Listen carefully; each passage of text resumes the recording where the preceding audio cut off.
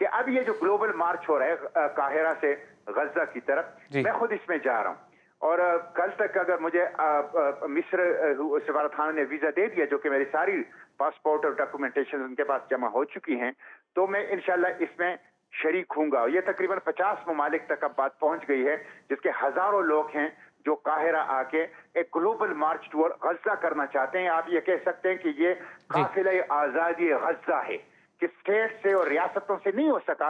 अब अवाम हर किस्म के तफरीक से बालातर होकर गजा को बचाने के लिए वो आगे बढ़ेंगे और ये मार्च करेंगे। सैयद साहब, इसी हवाले से मैं पूछना चाह रहा हूं कि ये जो आप मार्च करने लगे हैं इजिप्ट से लेकर गजा तक, गजा के बॉर्डर तक, मगर ये इजिप्ट की हुकूमत इस एक तो सबसे पहली बात इस तहरीक के हवाले से मजीद बताइएगा, कब ये स्टार्ट हो रही है, कब और किस यानी कौन सा वो पॉइंट है आखिरी जहां पर ये आपका मार्च जाएगा? क्या वो अब बॉर्डर तक जाने वाला है और क्या वजह है कि जो इजिप्ट की हुकूमत है वो वहां पर उस बॉर्डर को खोलने नहीं दे रही है?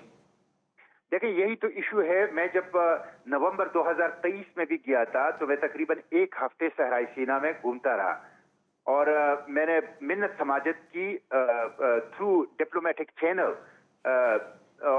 कि आप मुझे गजा बॉर्डर खोल के रफा क्रॉसिंग से गजा में जाने की इजाजत दें। लेकिन एक हफ्ते के इंतजार, 2 हफ्ते में मिस्र में रहा और इसी काम के लिए गया था। और मेरे जो वीजा था उसमें पर्पस ऑफ विजिट लिखा था गजा, पर्पस ऑफ विजिट मिस्र की सयाहत नहीं थी।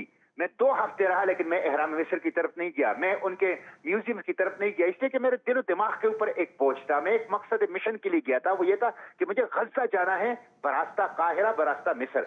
लेकिन उन्होंने उस वक्त इजाजत नहीं दी। अब मुझे इस तरह लगता है कि आपको पता है कि हमारे यहाँ एक गुलामी है मुस्लिम हुक्मरानों के अंदर, क्योंकि इसमें ज्यादातर लोग मगरिब से आ रहे हैं और मगरिब के जो लोग हैं उनको ये कुछ और तरीके से डील करते हैं, जरा वीआईपी अंदाज से, जबकि अब भी मुसलमानों को ये बहुत तहकीर और तौहीन आमेज अंदाज के साथ डील करते हैं।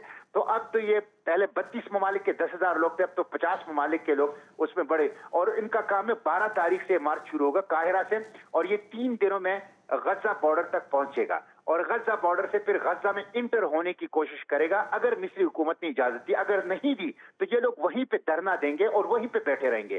तो इसका मतलब ये है कि ग्लोबल अटेंशन जो है वो टुवर्ड्स गजा जो है वो लाया जाए और ये जो वहां पे रोजाना की बुनियाद पर कम से कम 100 शहादतें हो रही है, जो बारूद से हो रही है, जो अद्वियात की किल्लत से या जो भूख से हो रही है, वो इसके अलावा हैं। और ये वो चीजें हैं जो मीडिया रिपोर्ट कर रहे हैं। रिपोर्ट जो हो रहा है वो देख का एक चावल है, वो टिप ऑफ आइसबर्ग है। जो अनरिपोर्टेड है वो खैर मामूली है। जब लोग जाएंगे तो पता चल जाएगा कितनी बड़ी तबाही हुई है।